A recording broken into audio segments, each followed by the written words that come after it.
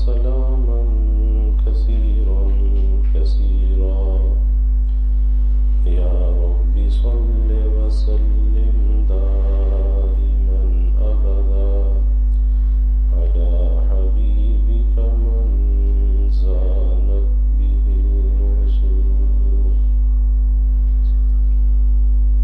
توفیق الہی اور اپنے محبوب مرشد پاک کی برکت سے عصر کی نشست میں صبر اور حضر میں اکابر اولیاء امت کے مواعظ اور ملفوظات کے پڑھنے کا معمول ہے. اس وقت کی اس نشست میں حکیم الامت مجدد الملت حضرت تھانوی رحمۃ اللہ علیہ کا ایک ملفوظ ہے. فرماتے ہیں کہ حضور صلی اللہ علیہ وسلم کے اتباع میں خاص برکت کا راز یہ ہے کہ جو شخص آپ صلی اللہ علیہ وسلم کی حیت بناتا ہے اس پر خدا تعالیٰ کو محبت اور پیار آتا ہے کہ یہ میرے محبوب کا ہم شکل ہے.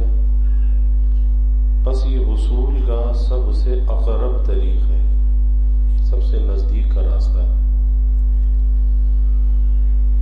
اللہ تعالیٰ تک پہنچنے کے بے شمار راستے ہیں اور وہ راستے مخلوقات کی سانسوں سے بھی زیادہ ہیں، لیکن ان تمام راستوں میں سب سے جو اقرب قریب کا راستہ ہے اور سب سے اجمل راستہ، سب سے اکمل راستہ اور جلد طے ہونے والا راستہ وہ اتباع سنت کا راستہ ہے.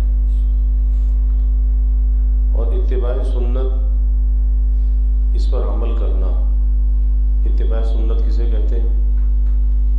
اتباع سنت کہتے ہیں کہ اپنے نبی صلی اللہ علیہ وسلم کے طریقوں کو اپنی زندگی میں لے کر آنا. اور ہمارے نبی صلی اللہ علیہ وسلم کی زندگی بہت آسان تھی، آپ کی زندگی کے طریقے بھی بہت آسان تھے. اس پر عمل کرنا ہر انسان کے لیے ہر زمانے میں بہت آسان ہے.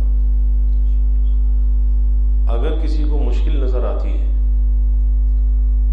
تو وہ مشکل ہمارے نبی کے طریقوں میں نہیں ہے، وہ مشکل ہماری طبیعت کے اندر ہے. تو ہمیں اپنی طبیعت کا علاج کرنا چاہیے. یہ نہیں ہے کہ ہم آپ کے طریقوں کو چھوڑ دیں کہ یہ تو مشکل ہے، نہیں، آسان ہے. جیسے کوئی آدمی نماز نہ پڑھنا چاہے کہ جی نماز پڑھنا تو بہت مشکل ہے، تو اس کو یہی کہا جائے گا کہ بھائی نماز پڑھنا تو بہت آسان ہے، لاکھوں لوگ نماز پڑھ رہے ہیں، کروڑوں انسان نماز پڑھ رہے ہیں. یہ رکاوٹ تمہاری طبیعت کے اندر ہے. تو اپنی طبیعت کو مجبور کر کے آپ اس عمل کو شروع کر دیں، نماز شروع کر دیں. رفتہ رفتہ آپ کی طبیعت نماز سے لگ جائے گی اور نماز سے مانوس ہو جائے گی، اور پھر نماز سے طبیعت ایسی مانوس ہو جائے گی کہ اگر آپ چھوڑنا بھی چاہو گے تو چھوڑ نہیں سکو گے. لیکن کسی بھی کام کی جو ابتدا ہوتی ہے اس کام کی ابتدا ہمیشہ بتکلف ہوتی ہے، تکلیف برداشت کر کے، مشقت برداشت کر کے. چاہے کوئی بھی کام لے لیں، دنیا کا کوئی کام لے لیں، ہر کام کی ابتدا مشقت کے ساتھ ہے، تکلیف کے ساتھ ہے. لیکن اس مشقت اور تکلیف کو کرتے کرتے پھر وہ درجہ حاصل ہو جاتا ہے کہ پھر بلا مشقت کے وہ کام ہونے لگتا ہے، اس کی عادت بن جاتی ہے. تو اس لیے اس دنیا میں آنے کا جو مقصد ہے وہ مقصد ہے اللہ تعالیٰ کی عبدیت اور غلامی، کہ ہمیں اللہ کی عبدیت، اس کی غلامی، جو ہم اس کے عبد ہیں، غلام ہیں، اس کا کوئی حق ہم سے ادا ہو جائے. اب اس کی غلامی کا حق ہم سے کیسے ادا ہو جائے؟ تو اللہ نے ہم پہ کرم فرمایا. اللہ خالی یہ کہہ دیتا جی میری غلامی کا حق ادا کرو، میری بندگی کا حق ادا کرو، تو انسان تو مشکل میں پڑ جاتا اور انسان سوچتا کہ اللہ کی غلامی کا میں حق کیسے ادا کروں، میرے بس کی بات تو نہیں ہے، تو اللہ نے انسانوں پر کرم کا معاملہ فرمایا کہ انبیاء کو بھیج دیا، اور وہ انبیاء بھی ہمارے جیسے انسان تھے کہ جیسے یہ انسان ہیں اور جیسے یہ عمل کرتے ہیں، جس کام کی طرف تمہیں بلاتے ہیں بس ایسے تم عمل کرو، اور جن کاموں کی طرف تمہیں یہ بلاتے ہیں وہ کام تم کرنے لگو، اور جن چیزوں سے یہ تمہیں منع کرتے ہیں ان چیزوں سے رک جاؤ۔ اور پھر آخر میں اللہ رب العزت نے پیارے حبیب صلی اللہ علیہ وسلم کو مبعوث فرمایا اور آپ پر اس نبوت کے سلسلے کو ختم فرمایا اور ختم نبوت کا تاج آپ کے سر پہ رکھا۔ اب آپ کی جو زندگی ہے تو ہم یہ نہیں کہہ سکتے کہ جی اللہ کی عبدیت، اللہ کی غلامی تو بڑی مشکل ہے، ہم اللہ کی عبدیت، اس کی غلامی کو کیسے ادا کریں؟ یاد رکھیے کہ دو چیزیں ہیں، ایک ہے اللہ کی عبدیت اور غلامی کے حق کو ادا کرنا، یہ تو بہت آسان ہے، بہت آسان ہے۔ اگر کوئی اللہ اور اس کے رسول کی غلامی کو اختیار نہیں کرتا، اس کی غلامی کے حق کو ادا نہیں کرتا، جو کہ بہت آسان ہے، تو پھر وہ کیا کرتا ہے؟ پھر وہ نفس و شیطان کی غلامی کو اختیار کرتا ہے۔ غلامی تو بہرحال ہے، غلامی تو ہے، اب یہ سوچ لے کہ کس کی غلامی میں کامیابی ہے، کس کی غلامی کے اندر نجات ہے، اور کس کی غلامی کے اندر فخر ہے، عزت ہے، احترام ہے، شرافت ہے، کرامت ہے، کس کی غلامی کے اندر ہے؟ غلامی تو بہرحال ہوگی، کوئی یہ نہیں کہہ سکتا کہ جی نہیں زندگی تو بغیر غلامی کے گزر جائے گی، نہیں گزر سکتی، غلامی تو ہوگی۔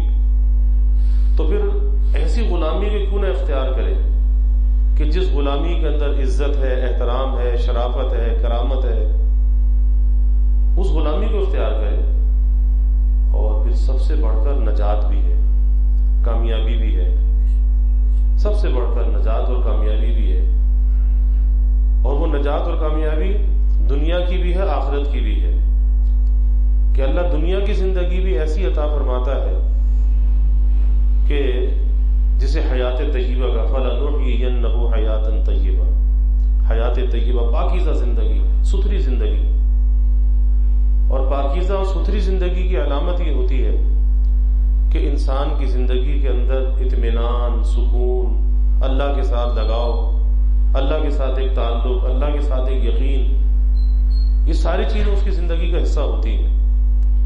تو یہ علامت ہے کہ اللہ نے پاکیزہ زندگی عطا کی ہے، ستھری زندگی عطا کی ہے، لیکن کسے کی ہے؟ کسے کی ہے؟ اسے کی ہے کہ جس نے اللہ اور اس کے رسول کی غلامی کا طوق گلے میں ڈالا ہے، اور اس غلامی کو فخر کے ساتھ اپنا سرمایہ سمجھتا ہے، سرمایہ حیات بھی سمجھتا ہے اور سرمایہ نجات بھی سمجھتا ہے، زندگی کا سرمایہ بھی ہے اور نجات کا سرمایہ بھی ہے، اور واللہ اس سے بڑھ کر کوئی سرمایہ ہو نہیں سکتا، اس سے بڑھ کر کوئی اعزاز، اس سے بڑھ کر کوئی اکرام ہو نہیں سکتا کہ جس کے ساتھ اپنے نبی کی غلامی کا ایک اس کے ساتھ نام لگ جائے کہ یہ غلام ہے، یہ غلام ہے، اس کی پہچان بن جائے۔ کس کا غلام ہے؟ کس کا غلام ہے؟ اپنے نبی کا غلام۔ مجھے واقعہ یاد آیا کہ ہمارے اکابر میں ہوئے حضرت ڈاکٹر عبدالحی صاحب عارفی نور اللہ مرقدم کراچی میں حکیم الامت حضرت تھانوی رحمۃ اللہ علیہ کے اجل خلفاء میں سے تھے۔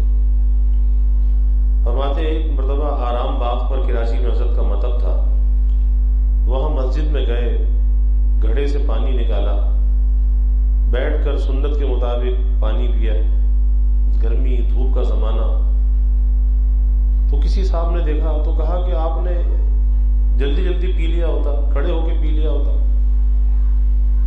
تو حضرت نے فرمایا کہ بھائی مجھے اس طرح پینے کی عادت ہو گئی، عادت ہو گئی۔ یہ نہیں کہا کہ یہ تو میں نے اتباع سنت میں ایسا کیا ہے، نہیں، ایسا نہیں، دعویٰ نہیں، بس کہا کہ عادت ہو گئی۔ وہ شخص بھی چلا گیا، حضرت بھی چلے گئے۔ اگلے دن جب حضرت مطب پر آئے تو وہ شخص آیا کر کہا کہ حضرت کل آپ نے کیا کہہ دیا؟ میں تو ساری رات سو بھی نہ سکا،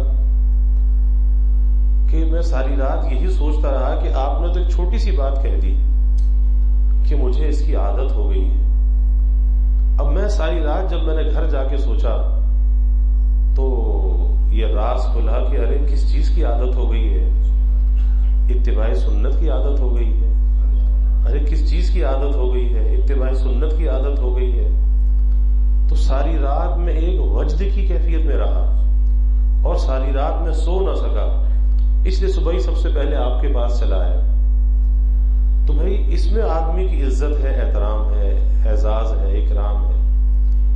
ہم سمجھتے ہیں نہ معلوم دوسروں کی نقالی کو اختیار کر کے، دوسروں جیسا بن کر ہم شاید کامیاب ہو جائیں گے، تو ہم اپنے آپ کو شاید اچھا سمجھ سکتے ہیں، اور وہ ایک دھوکہ ہے، وہ ایک خود فریبی ہے کہ انسان اللہ اور اس کے رسول کے جو دشمن ہیں، جو اس کے باغی ہیں، شیطان بھی دشمن ہے، تو اگر ان کی غلامی کو اختیار کرتا ہے، ان جیسا بننے کی کوشش کرتا ہے، تو ظاہر ہے کہ یہ کسی اور کو دھوکہ نہیں دے رہا، یہ خود فریبی کے اندر مبتلا ہے، یہ اپنے آپ کو دھوکہ دے رہا ہے، اور اپنے انجام سے یہ بے خبر ہے کہ انجام ہوگا کیا، اپنے انجام سے بے خبر ہے۔ تو اس لیے ایمان والا بندہ وہ کبھی بے خبر نہیں ہونا چاہیے، وہ باخبر ہونا چاہیے، باخبر۔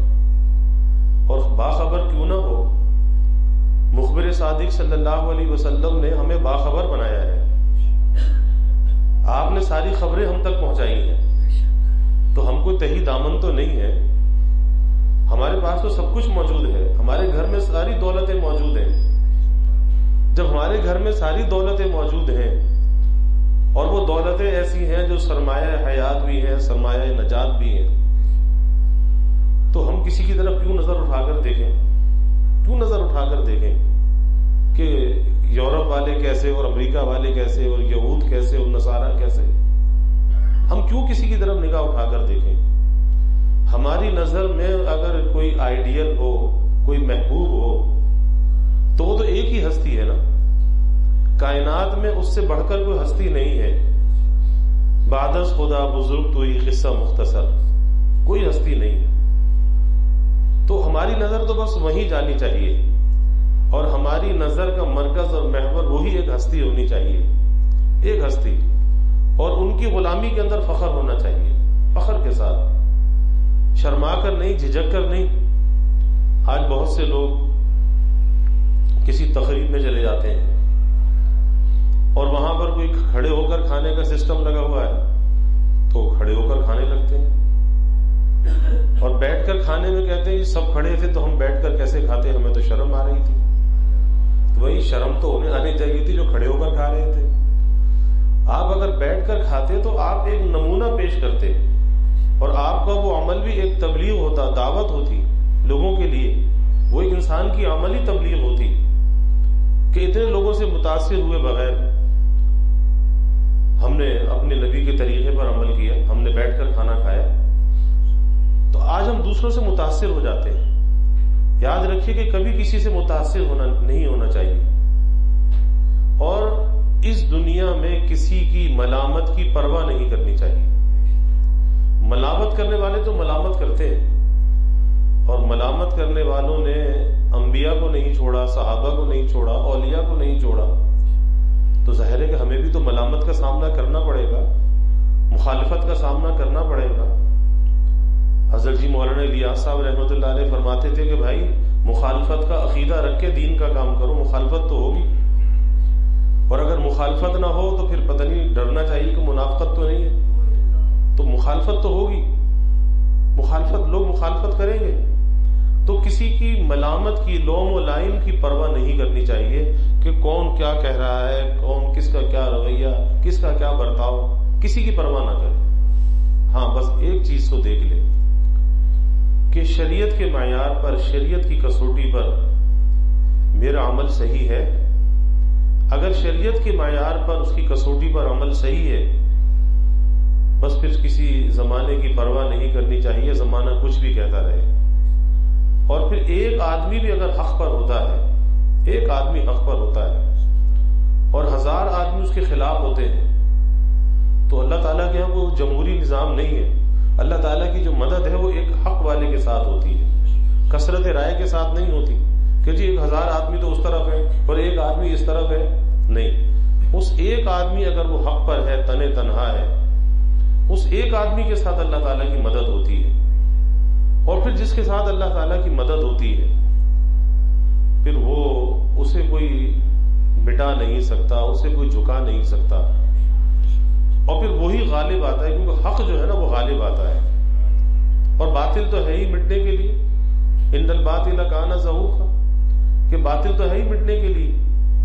آپ دیکھ لیں کہ اللہ کے حبیب صلی اللہ علیہ وسلم مکہ کی جس فضا میں آپ مبعوث ہوئے، کیا ماحول تھا کہ جہاں پہ معمولی باتوں پر دشمنی، لڑائیاں، اور سینکڑوں سال کی لڑائیاں، ایک اونٹی کے پتھر مارنے پر 100 سال کی لڑائیاں، اور نسلوں کے اندر وہ لڑائیاں منتقل،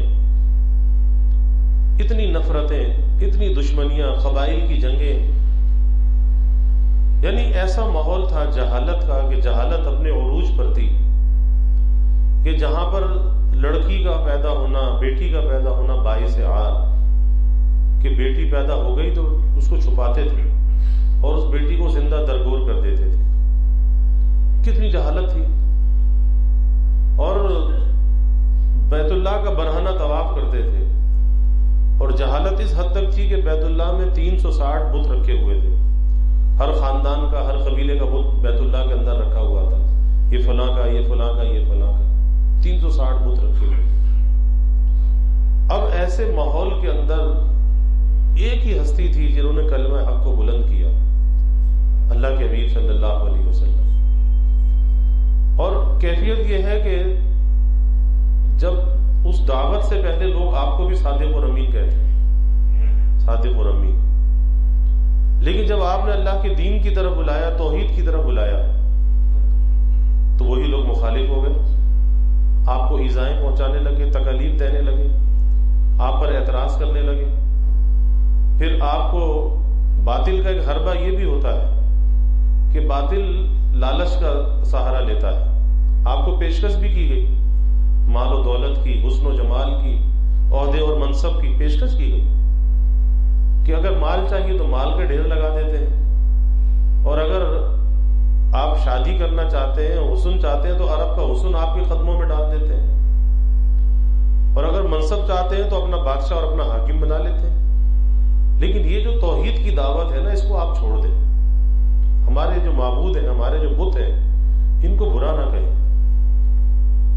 لیکن آپ نے کیا فرمایا؟ آپ نے فرمایا کہ میرے ایک ہاتھ پہ سورج رکھ دو، ایک ہاتھ پر چاند رکھ دو، جب بھی میں اللہ کی توحید کے کلمے کو بلند کروں گا. اب ایک طرف تو پوری طاقت تھی، پورے قبائل، پوری طاقت، اور ایک طرف آپ کی ہستی تھی. لیکن بات کیا ہے کہ اللہ تعالیٰ کی مدد تھی، اللہ کی نصرت تھی، اور جس کے ساتھ اللہ کی مدد اور نصرت ہوتی ہے وہی غالب آتا ہے. اور پھر دنیا نے وہ منظر بھی دیکھا کہ تھوڑے عرصے کے اندر دین کس طرح سے غالب آیا، اور لوگ کس طرح سے جوق در جوق اسلام کے اندر داخل ہونے لگے، کس طرح سے لوگ آنے لگے. وہی دین تھا جسے مخالفت کا سامنا کرنا پڑا.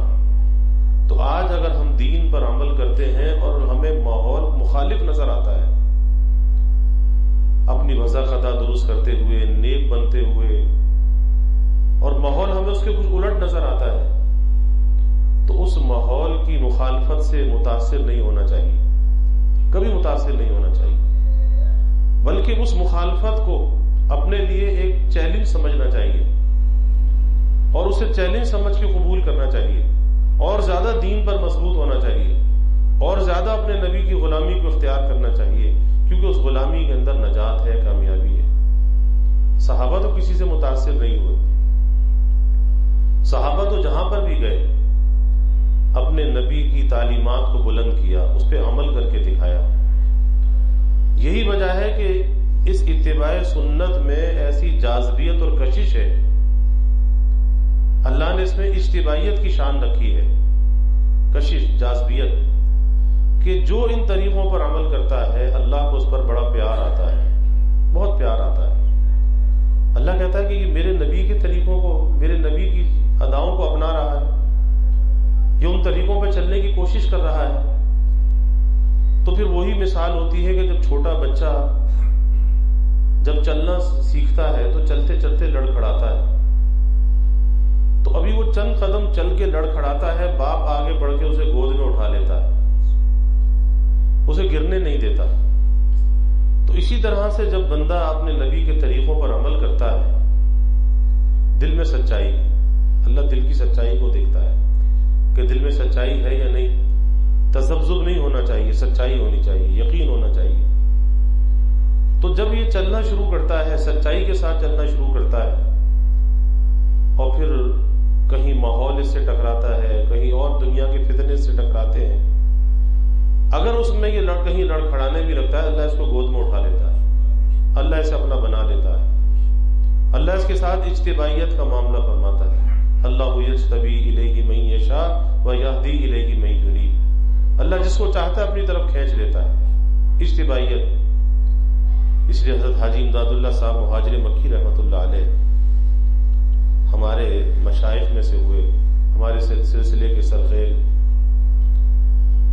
تو کسی نے پوچھا، حضرت سے سوال کیا کہ حضرت کیا وجہ ہے کہ آپ کے سلسلے میں بیعت ہونے کے بعد بہت جلد نسبت کے آثار ظاہر ہونے لگتے ہیں؟ نسبت کے آثار، نسبت کسے کہتے ہیں؟ اللہ کے ساتھ جو بندے کی نسبت ہے، نسبت تو ہے، وہ نسبت تو کافر کے ساتھ بھی ہے، کافر بھی تو اللہ کا بندہ ہے، وہ نسبت تو شیطان کے ساتھ بھی ہے، لیکن ان کے ساتھ جو نسبت ہے وہ نافرمان کی ہے، اور ایمان والے بندے کے ساتھ جو نسبت ہے وہ فرما بردار کی ہے۔ تو جب آپ کے سلسلے میں سوال یہ کیا کہ جب کوئی بیعت ہوتا ہے تو نسبت کے آثار بہت جلدی ظاہر ہوتے ہیں، اور نسبت سے مراد یہی ہے کہ عبدیت کے آثار، غلامی کے آثار، نیکی کے آثار، یہ بہت جلدی ظاہر ہوتے ہیں، اس کی وجہ کیا ہے؟ حضرت حاجی صاحب رحمۃ اللہ علیہ نے فرمایا کہ اس کی وجہ اتباع سنت ہے، اور یہ اتباع سنت کو جو راستہ ہے، آج کل کسی کو کہیں جانا ہو تو انسان معلوم کرتا ہے جی شارٹ کٹ راستہ کون سا ہے کہ جہاں سے جلدی پہنچ جاؤ، شارٹ کٹ۔ تو اتباع سنت کا جو راستہ ہے یہ سب سے شارٹ کٹ راستہ ہے اللہ تک پہنچنے کا، یہ سب سے شارٹ کٹ ہے، اس سے شارٹ کٹ کوئی نہیں ہے۔ کوئی اللہ کا محبوب بننا چاہتا ہے، اللہ کا دوست بننا چاہتا ہے، اس کا پیارا بننا چاہتا ہے، تو آسان سا راستہ ہے کہ جو اللہ کے محبوب، اللہ کے حبیب صلی اللہ علیہ وسلم، ان کے جو طریقے ہیں اس کو اپنا لے، اور محبوب کے جو طریقے ہوتے ہیں وہ بھی محبوب ہوتے ہیں، محبوب کے طریقے بھی محبوب ہوتے ہیں۔ اور پھر ایسا نہیں ہوگا کہ طریقہ تو محبوب ہو اور اس طریقے پر عمل کرنے والا محبوب نہ ہو، ایسا نہیں ہوتا۔ پھر جو اس طریقے پر عمل کرے گا وہ بھی محبوب ہو جائے گا، وہ بھی محبوب ہو جائے گا۔ تو یہ سب سے آسان، یہ سب سے شارٹ کٹ راستہ ہے اللہ کا محبوب بننے کا، اللہ کا پیارا بننے کا، کہ آدمی اتباع سنت کو اختیار کر لے، وصول اللہ، اللہ تک وصول ہو جائے۔ اب اللہ تک وصول کیسے ہو جائے؟ بھائی وصول تو جب ہی ہوگا کہ اس راستے پہ چل کے جب جاؤ گے تو وصول ہوگا۔ اب جانا چاہو اللہ کی طرف اور راستہ اختیار کرو نفس و شیطان کا، تو وصول کیسے ہوگا؟ تو وہ وصول کا جو سب سے آسان راستہ ہے، وصول اللہ، اللہ تک پہنچنے کا، وصول ہونے کا سب سے آسان راستہ، وہ اتباع سنت کا راستہ ہے۔ اب سوال یہ ہے کہ، اور یہ بھی میں نے عرض کر دیا کہ سنت پر عمل کرنا آسان بھی ہے، سنت پر عمل کرنا مشکل نہیں ہے، آسان ہے۔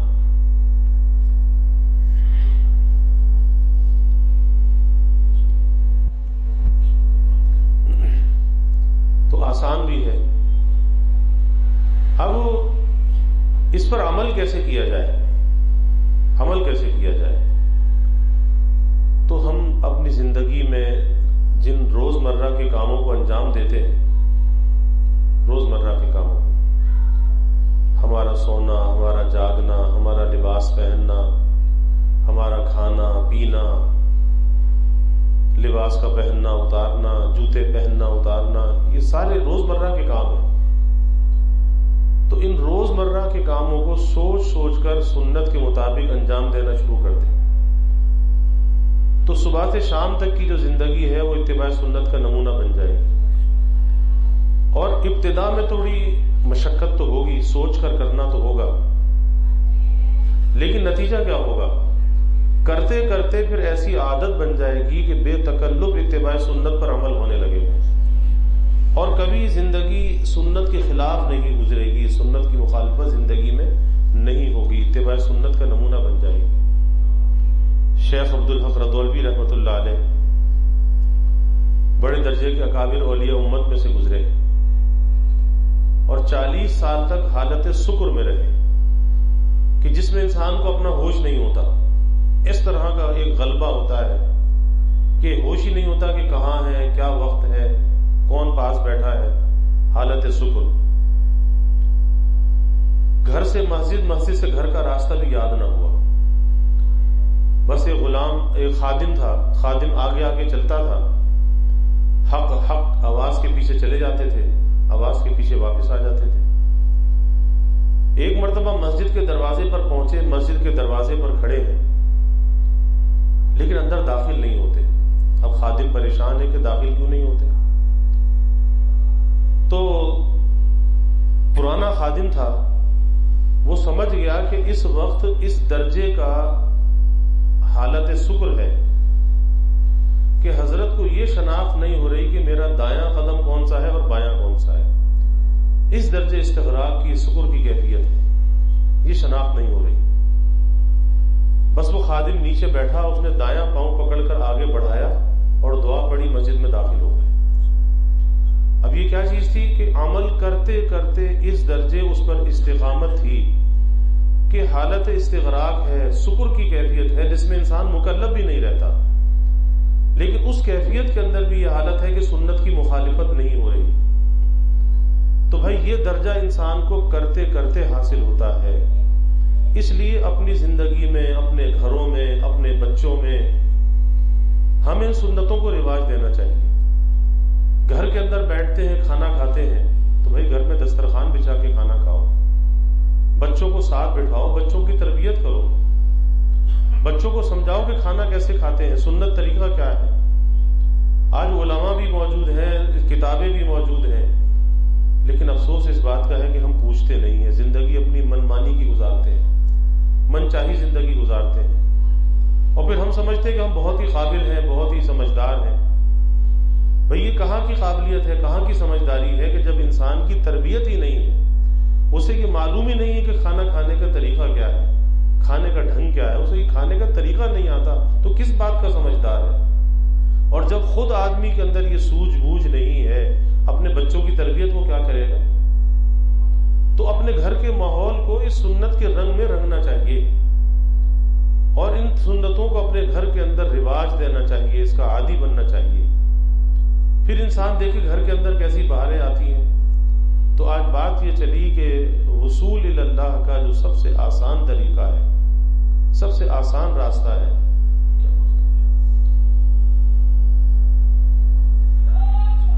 تو سب سے آسان جو راستہ ہے وہ اتباع سنت کا راستہ ہے، اور بھائی اس پر عمل کرنا سب کے لیے آسان ہے، سب کے لیے آسان ہے۔ اس لیے آج سے اس بات کا ہمیں عزم کرنا چاہیے کہ ہمارا کھانا پینا، اٹھنا بیٹھنا، ہمارا لباس سب سنت کے مطابق ہوگا۔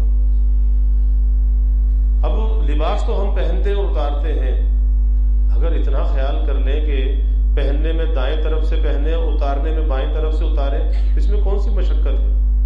بھائی لباس پہننا اتارنا تو ہے، اور جوتا پہننا اور اتارنا تو ہے، تو اگر پہننے میں دایاں پہن لیں، اتارنے میں بایاں اتار دیں، تو اس میں کون سی مشقت کی بات ہے؟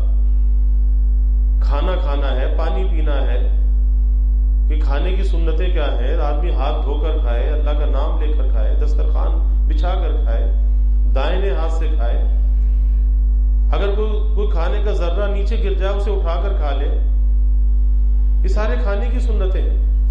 اور جب آدمی کسی چیز کا متلاشی ہوتا ہے، کسی چیز کی جستجو ہوتی ہے، تو جس آدمی کے اندر جستجو ہوتی ہے وہ اس چیز کو پا لیتا ہے، اور جس کے اندر فکر ہی نہ ہو تو پھر اس چیز کو وہ کبھی بھی نہیں پا سکتا۔ کہتے ہیں نا، وہ مثال ہے اردو کی کہ جی بھینس کے آگے بین بجانے سے کیا فائدہ، تو ظاہر ہے کوئی فائدہ نہیں۔ تو جس کے اندر جستجو ہو، کچھ پانے کا عزم اور ارادہ ہو، تو پھر وہ شخص، اس کے ساتھ اللہ کی مدد بھی ہوتی ہے، اور اللہ تعالیٰ کی مدد سے وہ چیزوں کو حاصل کر لیتا ہے۔ تو ہمیں اللہ سے رجوع بھی کرنا چاہیے، اللہ سے مدد بھی مانگنی چاہیے، اور ایک عزم اور ارادے کے ساتھ ہمیں اپنے نبی کے طریقوں پر بھائی عمل کرنا چاہیے، اور یہ سوچ کر کہ یہ دنیا کے اندر بھی سرمایہ ہے اور آخرت میں بھی سرمایہ ہے۔ دنیا کی زندگی کے اندر بھی اللہ محبوبیت عطا کرتا ہے، اور جو اس اتباع سنت کے رنگ میں رنگے ہوئے ہیں، اللہ ان کی محبوبیت دلوں کے اندر القاء کرتا ہے، لوگوں کے اندر بھی اللہ انہیں محبوب بنا دیتا ہے، پیارا بنا دیتا ہے۔ اور اللہ کے پیارے تو ہے ہی، اللہ کی نظر کرم تو ان پر ہے ہی کہ یہ نبی کی غلامی کو اختیار کیے ہوئے ہیں، اور کبھی کسی سے متاثر نہ ہو، کبھی کسی کی ملامت کی پرواہ نہ کریں۔ تو اللہ تعالیٰ سے دعا بھی کرنی چاہیے کہ اللہ ہمیں اس پر استقامت عطا فرمائے، اور اللہ اپنے نبی کے ساتھ ہمیں وفا کا سچا تعلق نصیب فرمائے۔ حضرت آخری بات عرض کر دوں، یاد آ گئی کہ حضرت مولانا رشید احمد صاحب گنگوئی رحمۃ اللہ علیہ ہمارے اکابر میں سے ہوئے۔ تو ایک مرتبہ کسی نے پوچھا، حضرت سے سوال کیا کہ حضرت، اگر اللہ تعالیٰ آپ سے یہ کہیں کہ مانگ کیا مانگتا ہے، تو آپ کیا اللہ سے مانگیں گے؟ انسان سوچے کہ اگر اللہ کی طرف سے اسے یہ کہا جائے کہ بھئی مانگ، میرے بندے کیا مانگتا ہے، تو ہم کیا مانگیں گے؟ اب ہر ایک کی اپنی اپنی فہم و فراست ہے، اللہ والوں کے فہم بڑے نورانی ہوتے ہیں۔ تو حضرت گنگوئی رحمۃ اللہ علیہ نے فرمایا کہ میں تو اللہ سے ایک ہی چیز مانگوں گا کہ یا اللہ، حضور صلی اللہ علیہ وسلم کے صحابہ کو جو محبت تھی حضور صلی اللہ علیہ وسلم سے، اس محبت کا کوئی ذرہ مجھے بھی عطا فرما دیجیے۔ بس اگر وہ محبت کا ایک ذرہ دل کے اندر آ جائے، ساری رکاوٹیں دور ہو جائیں۔ وہ ساری رکاوٹیں اسی وقت تک ہے کہ وہ محبت کا ذرہ ابھی ہم نے اندر پیدا نہیں ہے۔ محبت کا ذرہ تو ہے، لیکن اس پر بھی خواہشات کی راکھ ڈال رکھی ہے۔ اس راکھ کو اگر اوپر سے ہٹا دیں تو وہی شعلہ بن جائے گا، وہی محبت کی آگ بھڑک جائے گی۔ تو بس وہ محبت چاہیے، اور پھر محبت کے اندر بڑے سے بڑا کام انسان کے لیے آسان ہو جاتا ہے، مشکل سے مشکل کام آسان ہو جاتا ہے۔ محبت ایسی چیز ہے کہ پھر اس کے لیے بڑے سے بڑا، مشکل سے مشکل کام کرنا بھی آسان ہے۔ اللہ تعالیٰ ہمیں عمل کی توفیق عطا فرمائے۔ وآخر دعوانا الحمد للہ رب العالمین، والعاقبۃ للمتقین، والصلاة والسلام علی اشرف الانبیاء والمرسلین۔ اللهم صل علی سیدنا ومولانا محمد وعلی آل سیدنا ومولانا محمد وبارک وسلم۔ ربنا آتنا فی الدنیا حسنہ وفی الآخرۃ حسنہ وقنا عذاب النار۔ ربنا اتمم لنا نورنا واغفر لنا انك على كل شيء قدير۔ ربنا ظلمنا انفسنا وان لم تغفر لنا وترحمنا لنكونن من الخاسرين۔ اللهم انا نسألك الهدى والتقى والعفاف والغنى۔ اللهم انا نسألك الصحة والعفة والأمانة وحسن الخلق والرضا بالقدر۔ اللهم ارزقنا حبك وحب من يحبك وحب عمل يقرب إلى حبك۔ اللهم ارزقنا شهادة في سبيلك واجعل موتنا ببلد رسولك۔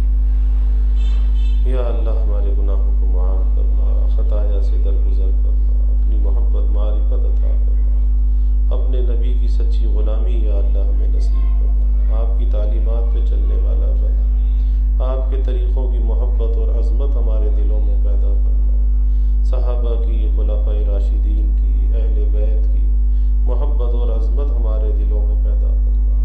یا اللہ اپنے نبی کے ساتھ وفا کا تعلق نصیب فرما، آپ کی غلامی میں جینے اور مرنے کی یا اللہ توفیق عطا فرما۔